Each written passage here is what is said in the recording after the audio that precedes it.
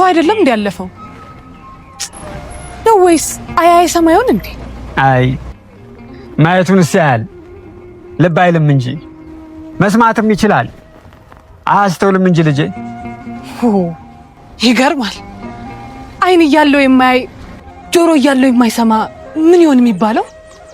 ራሱን ማየት የተሳነው ነዋ። አዎ ራሱን ማድመጥ ያቃተው ራሱን ማየት የተሳነው ነው የሚባለው። ሌላ ምን ይሉታል? እባክህ ወደ ዋናው አስፋልት ለመውጣት ቤት በኩል ያስወጣኛል። ወደ ታች ልሂድ ይሆን? አይ መንገድሽስ ወደ ላይ ነው። ነይ ከፍ ላድርግሽ። አይነ ኩሉ እንዴት ዋልክ? ድምጽ ለየት ይገርማል። ወዴት ልትሄጂ ነው? አንድ ቦታ ትምህርት አለ እና እዛ በጊዜ መድረስ አለብኝ። ብታይ እዛ ተጋብዞ የሚመጣ አንድ በጣም የምወደው መምህር አለ። እሱን ልሰማ እየሄድኩ ነው። አቤት አንደበቱ ሲማርከኝ፣ አቤት የሚናገራቸው ቃላቶች ሲያጽናኑ። መጽናኛ እሱ ነው። ይለይብኛል። መምህሩን ነው የምትወጂው? አዎ በጣም የምወደው መምህር ነው። አይ ጥሩ። ለማንኛውም መምህሩን ሳይሆን በአንደበቱ የተናገረውን ቃል ውደጂ። አዎ ሰውየውን ብቻ ሳይሆን የተናገረውን ቃሉን ውደጅለት። ያለውን ስሚው፣ እሱን ውደጂ። ፍሬው እሱ ነው። ነይ ለማንኛውም ሳይረፍድብሽ እንሂድ።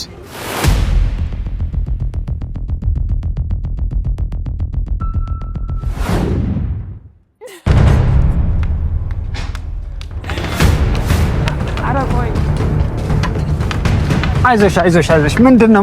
ምን ሆነሽ ነው? አይነ ኩሉ ቀረ። አይዞሽ። ምን ሆነሽ ነው? ነይ እስኪ ነይ ቁጭ በይ እስኪ። ነይ አረፍ በይ። ወይ ልጄን ምን ነው እንደው ምን ሆነሽ ነው? ምንድነው የሚያስለቅስሽ? ቀረ እኮ አይነ ኩሉ መምህሩ ቀረ። የምወደው መምህር ቀረ። ምን ሆኖ ቀረ? አሞት ነው አሉ። አሞት ነው የቀረው አሉሽ? አዎ የኔ ጌታ፣ እኔ ልታመምለት። አይ አንቺ እዚህ እንዴት ሆኛለሽ? ለምን ታለቅሻለሽ ታዲያ? እንደው ከምታለቅሽ ይልቅስ ብጸልይለት አይሻልም? ይሄ የምወደው ሰው ምን ሆኖ ነው የቀረው ብለሽ ብጸልይለት እኮ ነው ጥሩ ልጄ። ተይ ግድ የለሽም አታልቅሽ። እሺ ግን እኔ ሁሌም ምንም አይሳካ። ዛሬም ያሰብኩት አልተሳካ። ሁሌም አይሳካ። ተይ እንዲህ ብለሽ አታስቢ እንዴ። ነገ ታገኘው የለ እንዴ? ዛሬ አልሆነም ማለት እኮ ነገ የምታገኘው እኮ ነው። የት ይሄዳል? እንደው ይልቅስ ይሄ የምወደው ሰው ምን ሆኖ ይሆን ብለሽ አትጸልይለትም? ከማልቀስ ለሱ ብትጸልይለት አይሻልም? ሳላገኘው ቀረው ብለሽ ከምታለቅሽ ልጄ። እሺ አው ተይ አታልቅሽ። ባይሆን አሁን ሳታለቅሽ ዝም ብለሽ እንደው ሌላ ጊዜ እንደምታገኘው አስበሽ እዛው ቤትሽ ትሰሚው የለ እንደ ሌላው ጊዜ። ስለዚህ እሱን ተይውና ወደ ቤትሽ ቀስ ብለሽ ሂጂ። እሺ ቀስ ብለሽ ሂጂ። ነይ ተነሽ። እሰይ በቃ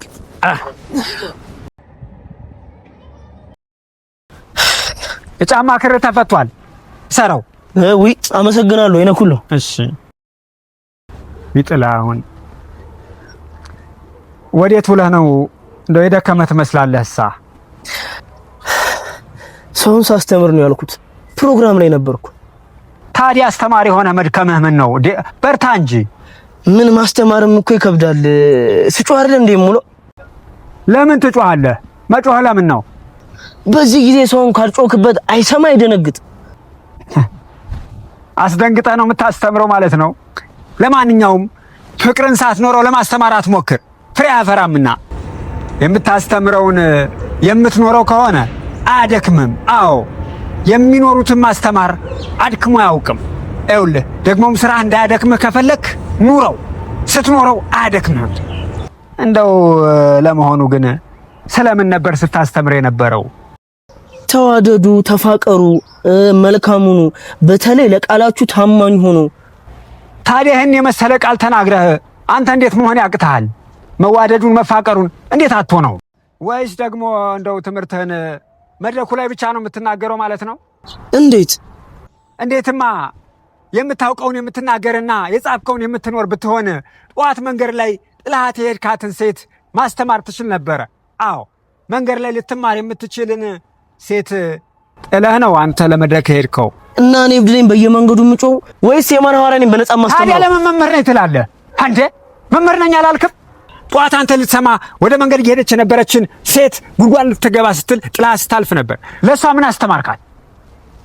ኧረ አላስተዋልኳትም ነበር። ማስተዋል ነበረብህ። አየህ፣ ማስተዋል ነበረብህ።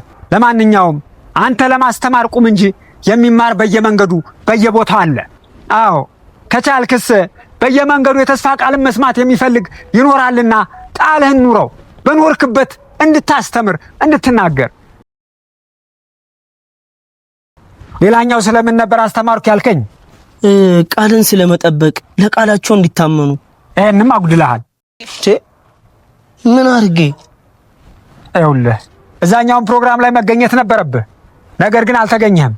እዚያም አንተን ሊሰማ ያንተን ቃል መስማት ፈልጎ የመጣ እንዲሁ ቁጭ ብሎ ሲጠብቅ ቆይቶ ነበረ። አንተ ግን አልተገኘህም። ለምን? እኔ አንድ ሰው ነኝ። ሰው ስለወደደኝ ከሁለቱም መሆን አልችልም። ሁለቱንም ለመሸፈን ሞከርኩ፣ አልቻልኩም። በዛ ላይ የዚች ሀገር ችግር ትራንስፖርት ነው። ትራንስፖርት። እኔ ቃል ስለማጉደልን አልኩ። ችግሩማ ቃል ስትገባም ነበረ፣ ቃልን ስታፈርስም አለ። አዎ ይህንን አውቀህ አንዱ ጋር ለመሄድ መንገድ እንደሚዘጋ አውቀህ ቃል አለመግባት ትችል ነበረ። ነገር ግን አንተ ለገንዘብህ ስትል ቃል ገባህ። ቃልንም በመቅረት አፈረስከው። የማታደርገው ከሆነ መንገድ እንደሚዘጋ ታውቃለህ መቼም አይደለ? ለምን ቀድመህ ቃል ገባህ ታዲያ? ለምን ይናረግ እንዴ? እስቲ ቆይ እኔ ምን ማድረግ ነበረብኝ? ለሁለቱም አዘጋጆች ስነግራቸው አንተ ብቻ ናልን እንጂ ሁሉን ነገር እኛ እናመቻቸዋለን ብለው ነበር።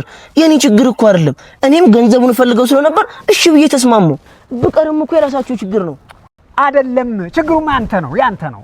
እኔ ምን አደረኩ? ቆይ ለሚወዱ አለመጨነቅ፣ ተስፋ ሊሰሙ ለመጡት አለማሰብህ ነው እንጂ የምትናገረውን መኖር አለመቻልህ። አየህ አይደለ?